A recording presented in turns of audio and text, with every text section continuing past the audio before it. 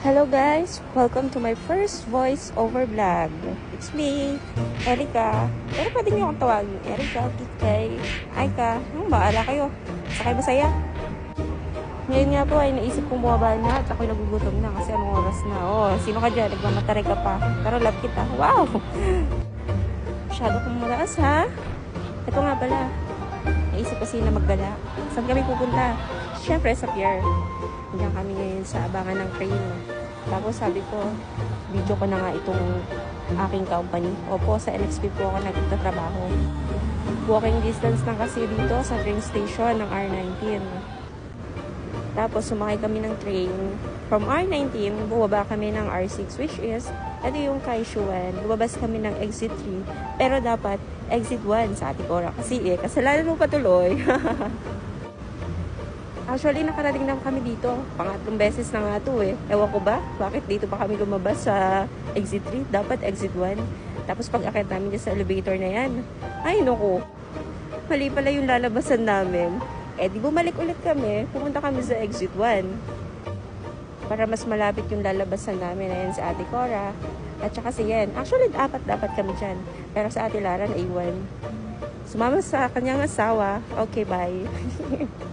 Tapos ayan na nga, paglabas namin sa exit 1, ayan, kung nakikita nyo sa Kaishuan, lilipat kami doon sa kabilang train para makapunta ng Pier 2. Madali lang naman siyang sundan. Ayan, dyan kami lilipat. Kala nga namin, hindi namin naabutan yan eh. Pero, nag-stop pa naman. Tsaka maganda dito, tap-tap lang sila. Hindi mo na kailangan maglabas ng pera. Pero kung wala ka namang ganyan, pwede ka naman kumuha ng ticket. Madali lang naman dito sa white na to. Dahil sumakay kami dito sa C3, syempre, bababa kami sa Pier 2. Ang tawag naman sa bababa na yon is C12. Pagsakay namin ng train, ayan, fast forward tayo dahil dumaan na kami dito sa music center. Dito yata gaganapin yung concert ni TJ. Ayan, sana makapunta kami dito soon. Kaya kailangan natin mag-ipon. Wag puro gala. Oh my God. Actually, magkatabi lang naman sila. Dito sa music center. And then, dun sa may gilid dun, kung makapapansin nyo, dagat na yan. Pupunta na yan sa Pier 2. As in, sobrang magkatabi lang sila. 2 station lang. Then, pwede ka nang bumaba. Baka maligaw ka pa ha. Sabi namin maaga pa. Kasi sobrang init pa talaga niyan. Ewan ko ba. Ayan, makikita yun. Ayan na yung pinaka-Pier 2. Yun yung dinadayo ng mga turista dito. Sobrang dami. And then, ayan no, napakaganda kung makikita nyo. Ang linis-linis dito. Pagbaba namin, syempre, kailangan mo pa rin mag-tap-tap para makabayad tayo. Yun yung cashless nila. Sa sobrang high-tech ng Taiwan, talagang mapapa-sana all ka na lang talaga sa atin. Tsaka dito, sobrang respectful ng mga tao. Napakainit kasi. Actually, hinahanap namin yung mga scooter dito kasi hindi talaga namin makita. Kaya nakita namin tong bata na to, sabi na Ate Cora, picturean mo nga yung bata. Nakakatuwa, oh. Tapos 5 hakbang lang, eto na, nakapasok na kami dito sa mga sinuunang camera. Matutuwa ka nga naman kasi napakaganda niya. Kung iba nga dyan, lalagyan mo lang ng battery, tapos okay na. Pero syempre, hindi kami bibili. Hindi naman kasi ako mahilig sa mga antique. So, yun. Ikot ko kayo. Ayan, meron sila dito. Sa taas niyan, pwede kang tumambay. Tatanggalin mo yung shoes mo, ganyan-ganyan. Tapos, pwede kang mag-relax-relax doon. Pero hindi na kami umakyat. Kasi sabi ko, scooter yung hanapin namin. And nakita nga namin yung scooter. Kaso, hindi naman magamit. Kasi nga, nasa line siya. So, wala pa kaming line. Line pay ba? Yung line, para siyang maya sa atin. Pero, yun yung gagamitin mo pang tap-tap. Dito kasi ang ginagamit nila line. Di ba sa atin, messenger, ganon. Tapos yung line mo, i-connect mo sa Visa card. Hindi ko na nga na-video yung scooter kasi ang busy-busy ko ng tao. Wow! Tapos ayun, niyaya ko na sila. Sabi ko, tara na dito sa labas. Hindi naman na masyadong mainit ako. Sila naman ang hinahanap, pagkain talaga.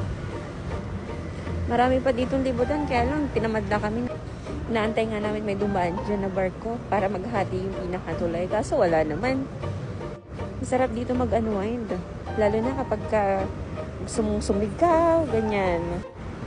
Tapos, lalo na pagka weekend, sobrang daming tao dito. Kasi na nagpunta kami, weekdays day off lang namin. May mga show dyan, kaya lang hindi ko na pinag-video. Ay, naku Eka, kulang-kulang ka na naman.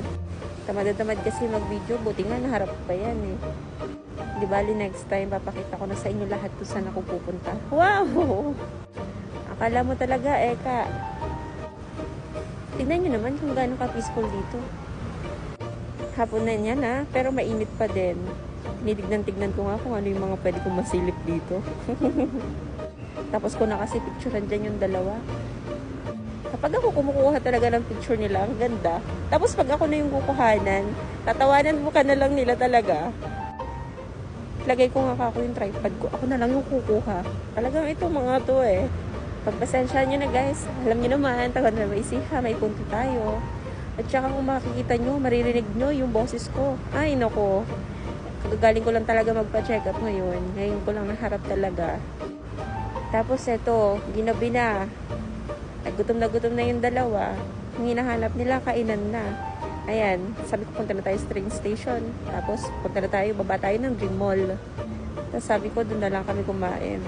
E di ayun, nasunod naman. So, sumakay na kami ng pabalik. Dahil nandito kami sa C12, bababa naman kami ng C4.